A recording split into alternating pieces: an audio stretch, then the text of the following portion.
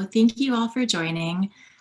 Just to make sure you're in the right place, this is the pitch on predicting conflicts, the Water, Peace, and Security Partnerships Early Warning Tool. So thank you so much for joining. My name is Saccoccia, and I'm an associate at the World Resources Institute, working on the Water, Peace, and Security tool.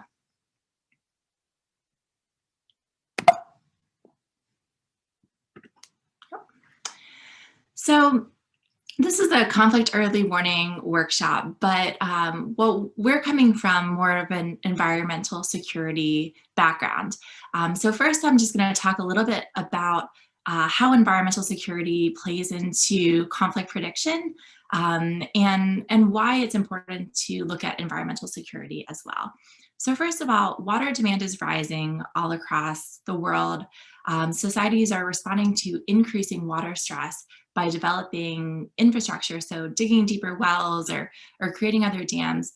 And this increases pressures on water resources around the world and increases pressures on people's livelihoods. So farmers or fishers, you know, even the power sector relies on the water sector. So as populations and economies grow, water needs grow, and climate change is only making this worse. So there's more variability because of climate change. So we're less able to predict where water resources will be and less able to plan for those water resources. In addition, poor governance and inefficient uses of water further limit access to water. So leaky pipes or unequal shares of water resources. And because of this increasing pressure on water resources, there seems to be more competition over water resources at every level, so local, national, or international levels. And we're seeing that, you know, different users have different perceived priorities over where these water resources could go. So one interesting graphic I like to point out at when talking about this subject is this World Economic Forum chart that shows kind of the challenges that the world's facing. And on the y-axis is the impact of these challenges, and on the x is the likelihood of these challenges. And circled in red, you can see water crises as a challenge that's quite high on both of these different axes. It's very close to interstate conflict and the failure of climate change adaptation. So, you know, pretty in line with some of the huge crises that we face today. And we're seeing that there's risk of conflict around water resources around the world. So we're seeing that, you know, at local scales, and also at international scales between different countries and fighting over water resources and dams all over. So one, you know, popular story is Egypt and Ethiopia looking at where the water in the Nile should be going and whose right it is to dam that water and use that for energy resources. So water-related risks do not necessarily lead to conflict and instability.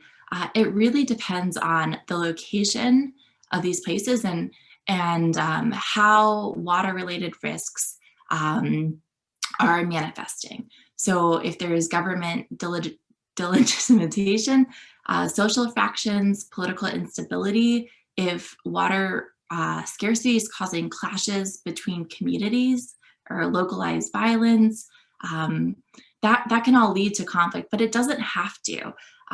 Water challenges can also become an opportunity for cooperation. So when there's nothing that can get, you know, two different factions talking, sometimes water can bring them to the table.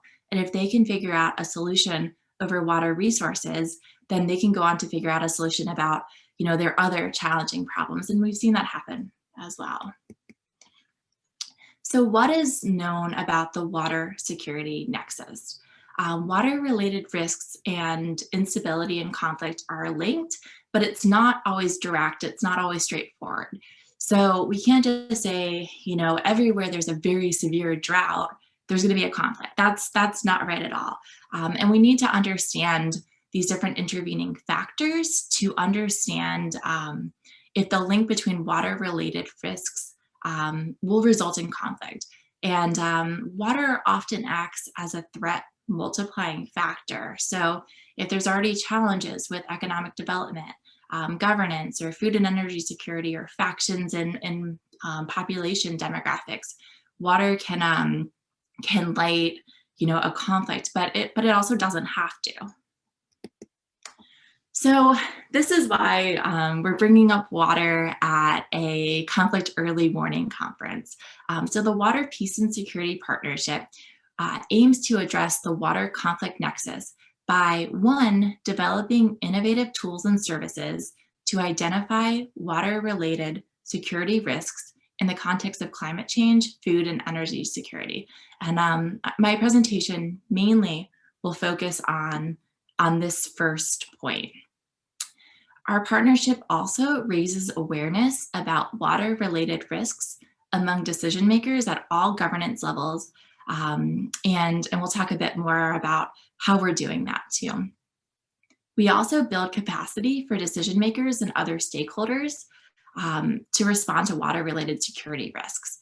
And finally, we support dialogue in conflict-affected regions to resolve these water-related conflicts. And that's really where maybe if we start to talk about water and find solutions around water, we can help find solutions around other challenging issues as well.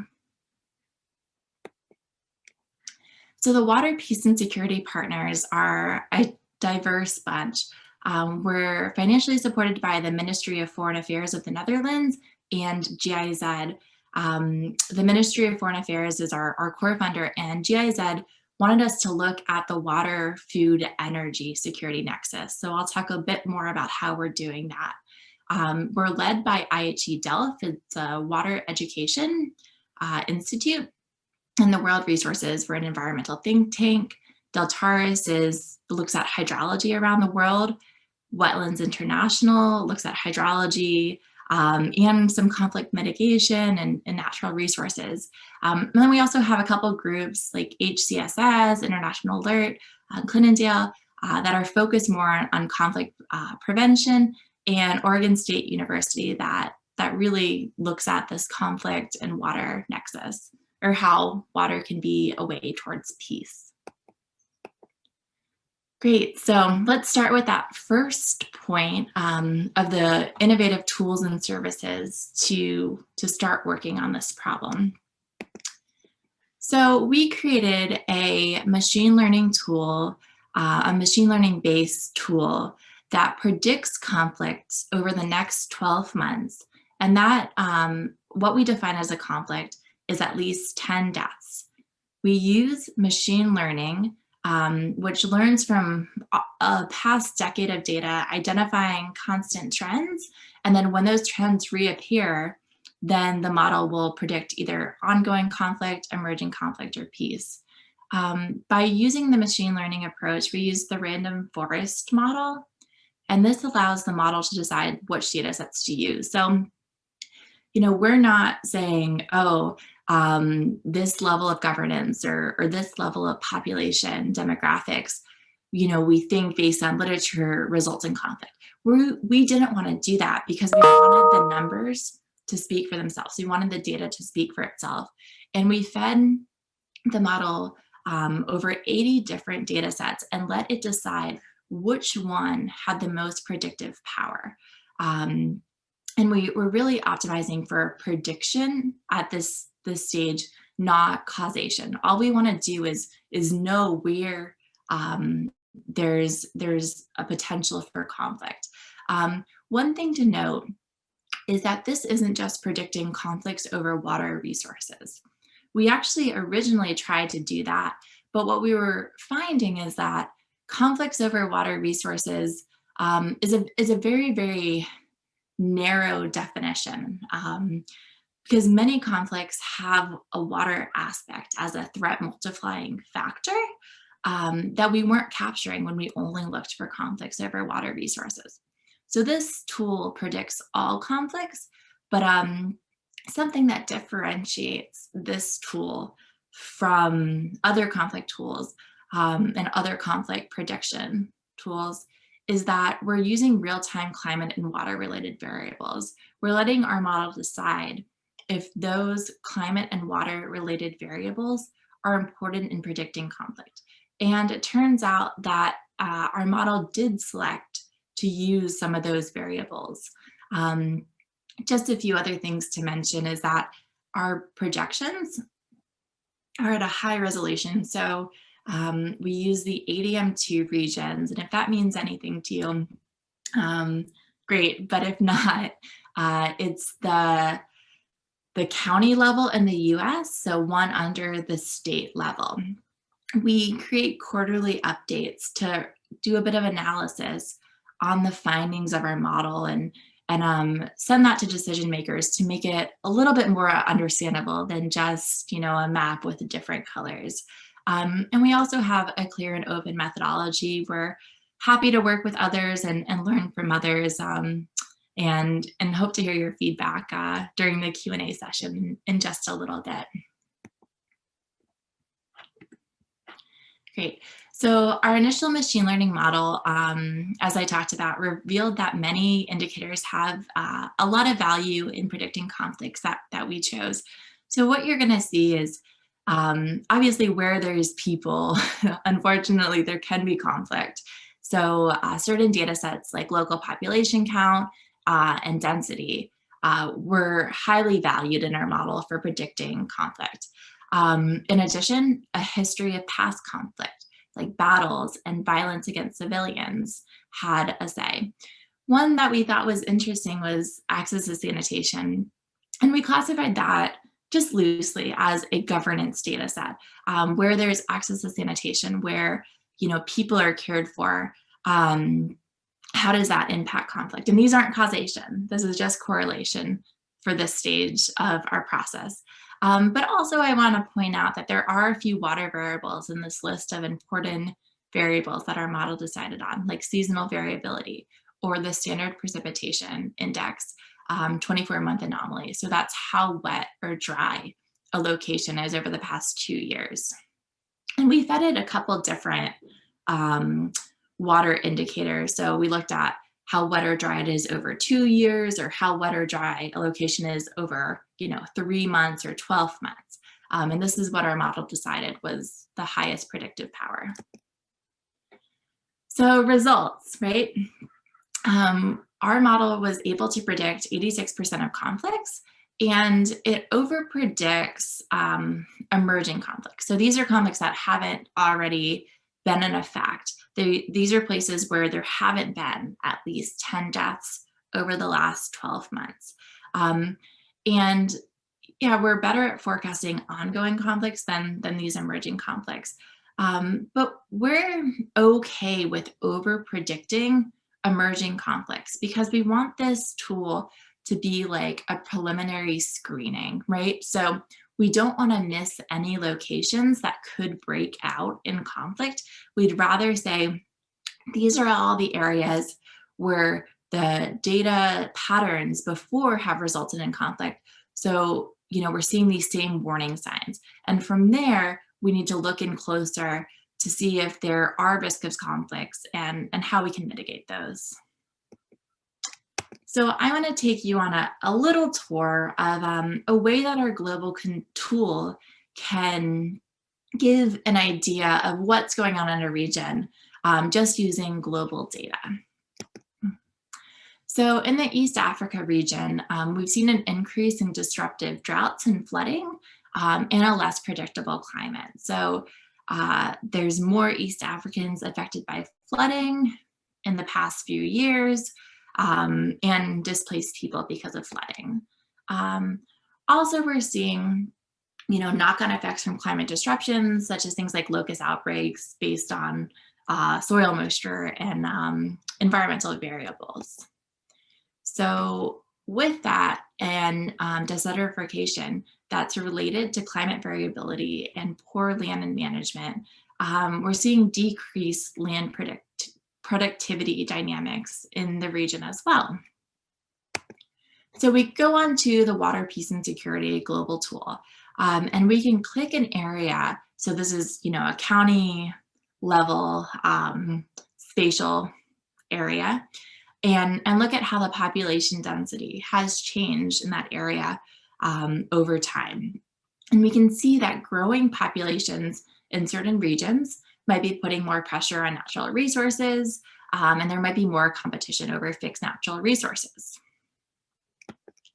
In addition, we can look at other data sets like GDP, and we can see that growing income in the regions pulling people out of poverty, which is exactly what we want.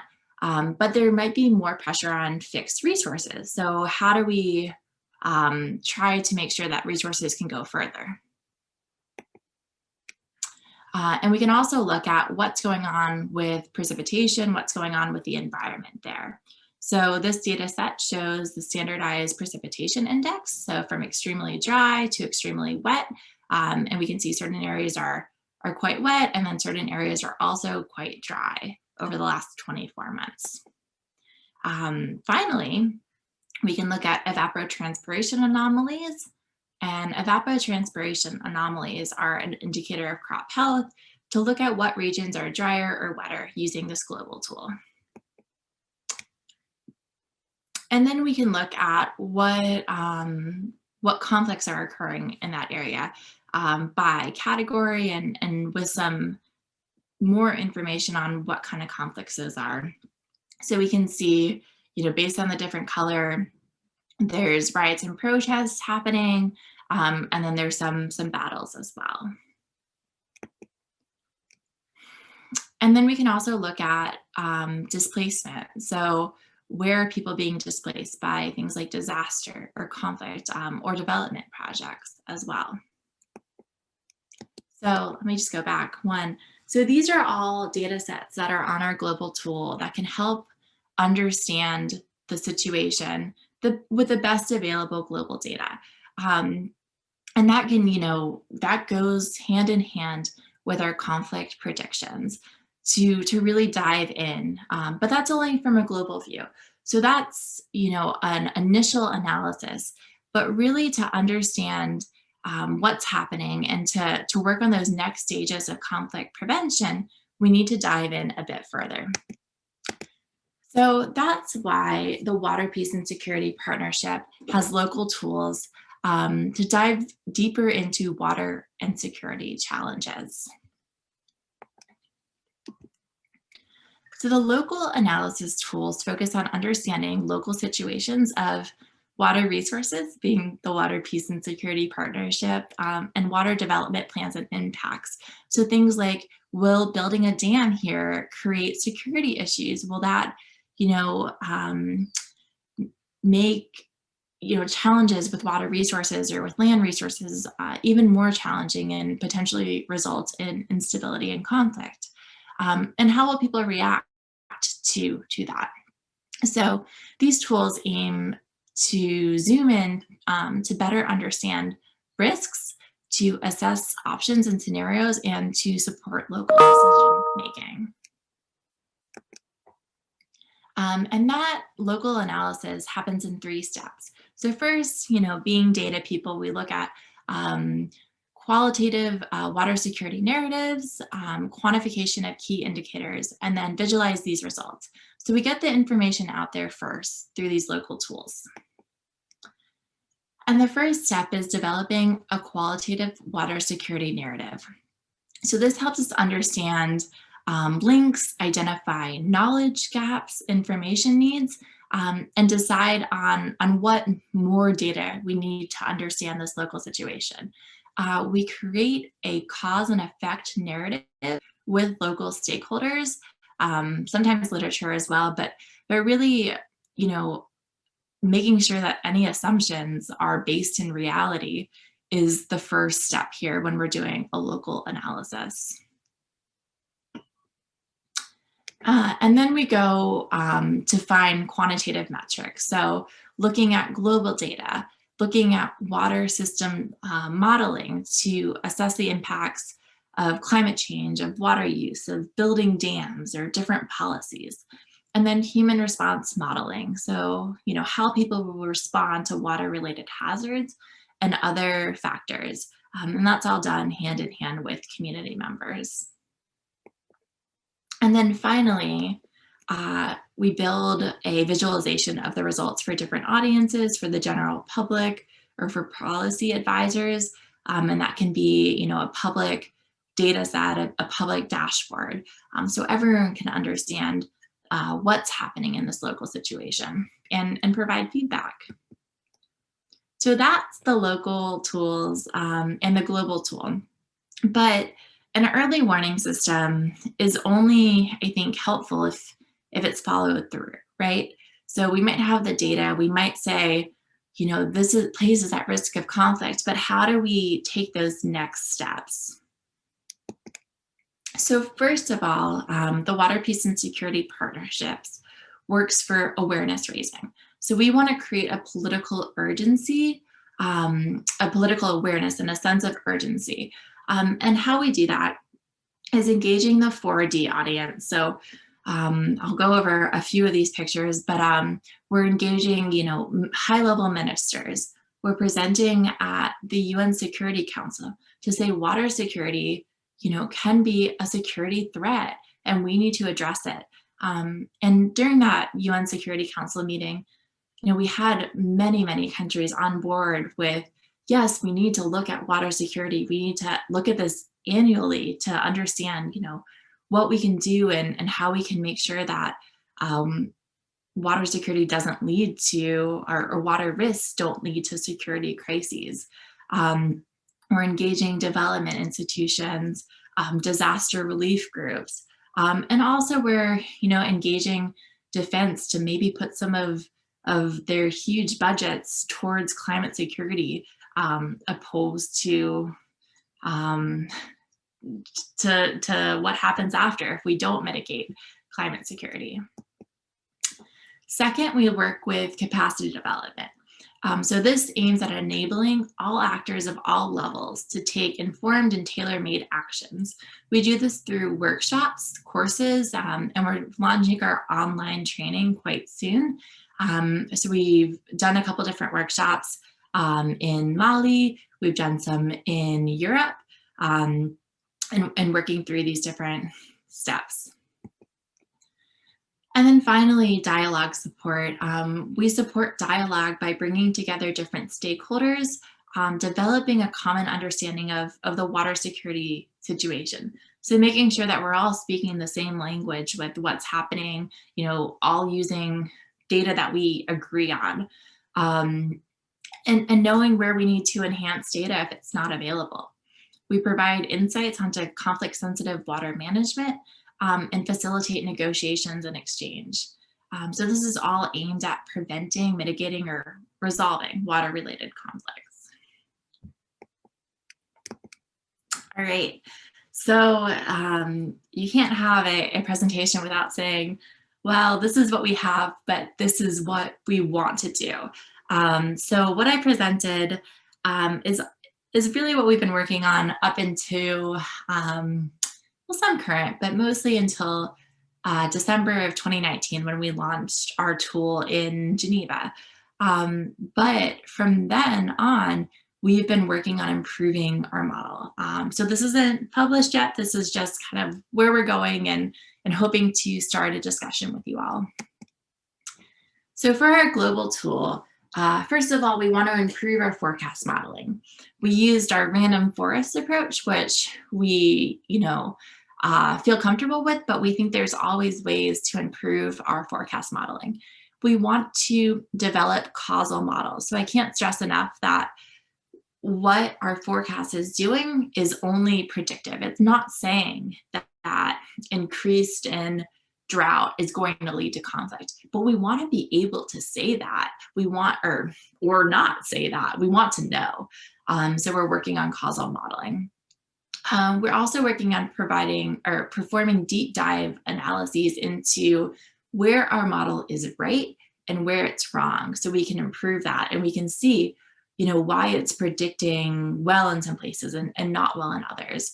Are there agreements that are happening, and how can we make those agreements happen in other places so that places that we think are going to result in conflict don't? We're also working on adding high value data sets, so more real-time information on water stressors, and also data sets that we might not have originally thought to add.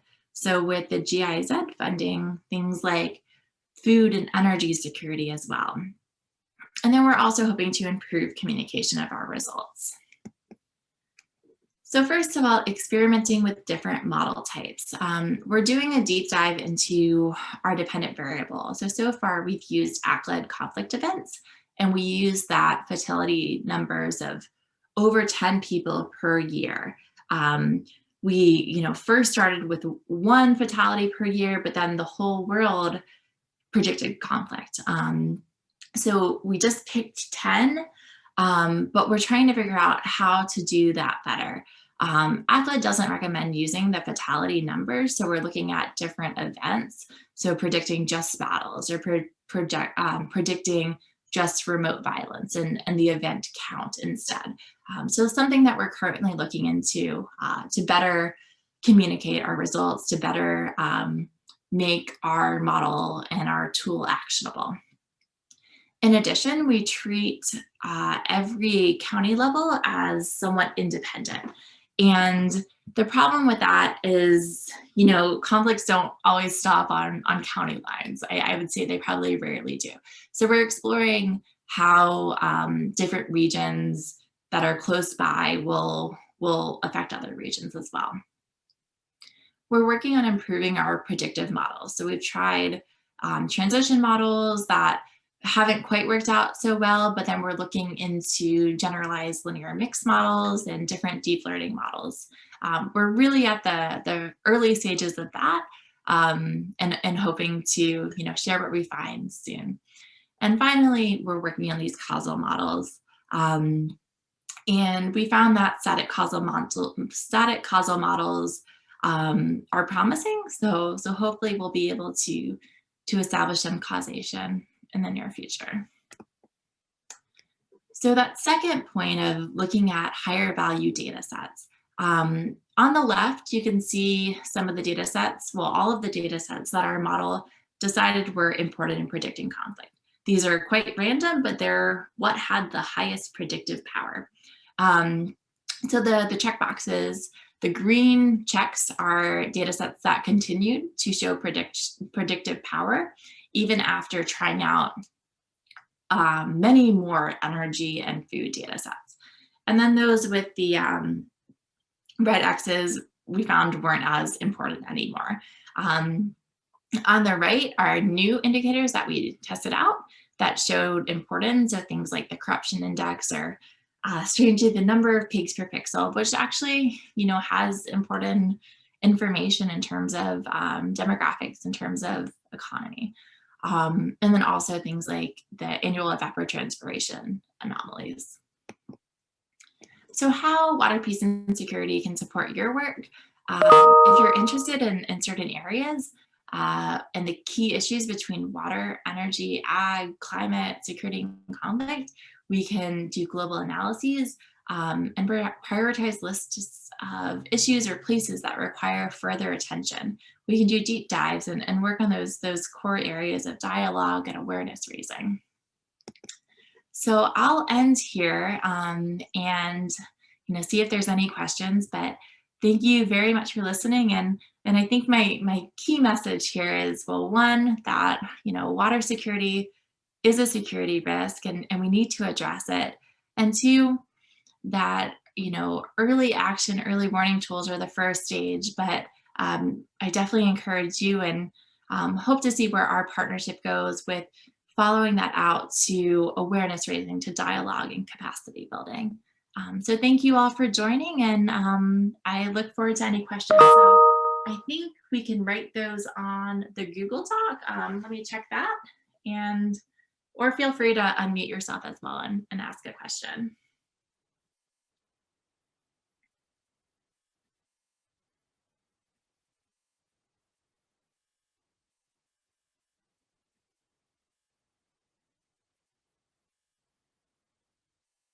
Okay, I don't see any questions on the Google Doc, but does anyone have a question?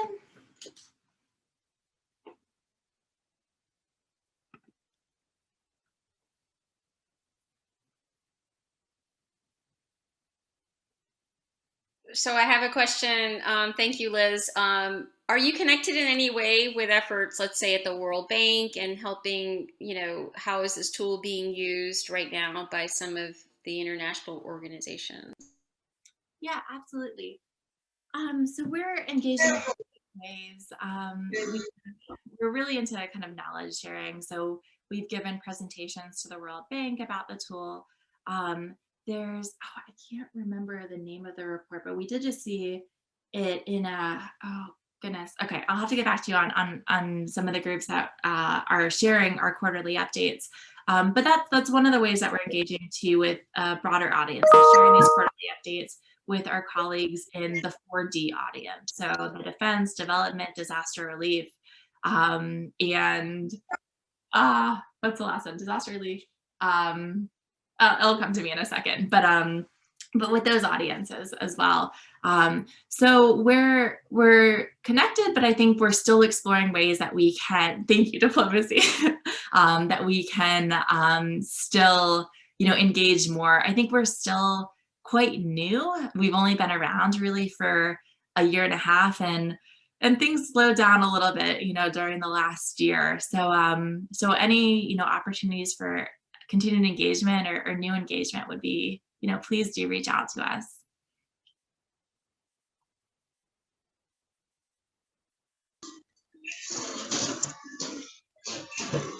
Yeah, can I ask a question? Okay, from Nigeria. My name is Sylvester from Nigeria.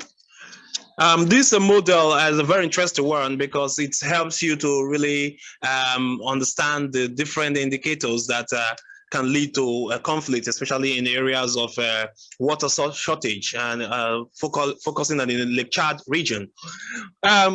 Actually, gathering of the indicators and getting your information. I don't know. Do your model involve the use of a local NGOs or local sources in gathering information that you input in your tool for analysis? Does it involve the use of local NGOs or is it just open source information that you use for the gathering of the information that you use the indicators? Yeah, absolutely. Thank you for your question. Yeah, so right now the global tool, because of the model that we use, we need data that's available in every area that we predict. And we predict areas that the ACLED data has a history for. So currently we're predicting areas in the Middle East, some parts of Asia, and Africa. But ACLED just expanded their data sets to Latin America, Europe, and the US. So as soon as we have a bit of history around those, we'll predict those areas as well. But the catch is that to have all of these areas in our prediction, we need a data set that covers, we can only use data sets that cover all of those areas for the global model. So we can't use local data on the global model because there's only, high resolution data in one area, but there isn't there isn't around Lake Chad, but there isn't around Thailand or something of that sort. We can't use that for the global model, but we can use it for local analysis, and we do use it for local analyses. So the global model is limited to global data and open source data. Okay, open source. Okay. All right. Thank you.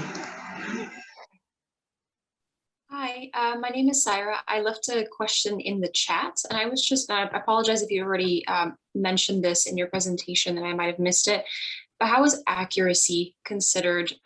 What do you, what's the percentage threshold or something that you consider the model to be accurate? How do you test that in hindsight?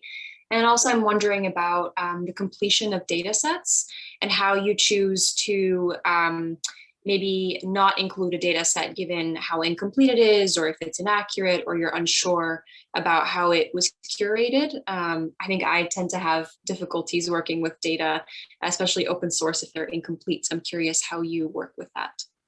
Sure, absolutely.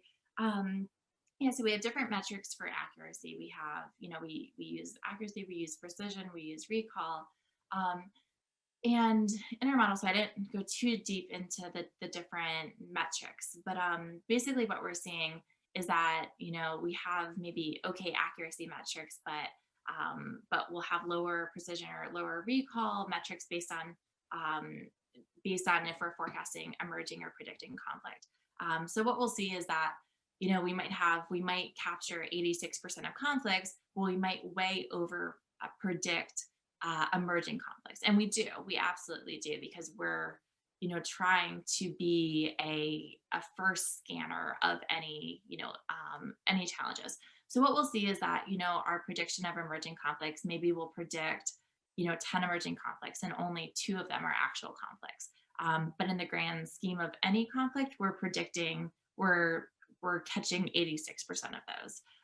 So I can send you more information on that, or show you our tech note as well. And that's all on our website. So, and then your other question was about, about data quality. And so it's a challenging question, because there's some decisions to make there. So what we try to do is just make sure that any data set has a rigorous methodology, and that it's published, it's open to the public. We can review it and it makes sense to us. We haven't really gone into like crowdsourced data or anything of that. We mostly rely on data from like the World Bank, or you know, the energy and what is it? The like EIA, or different research institutes like EarthStat, you know, for farmland data, or some of the global research institutions like NASA, or some of the European satellites as well. And that's kind of how we decided so far. But I think, you know, your question and Sylvester's question about having more local data, or, you know, incorporating crowdsourced data would be interesting and could add so much information that maybe you can't capture at a global scale. Thank you.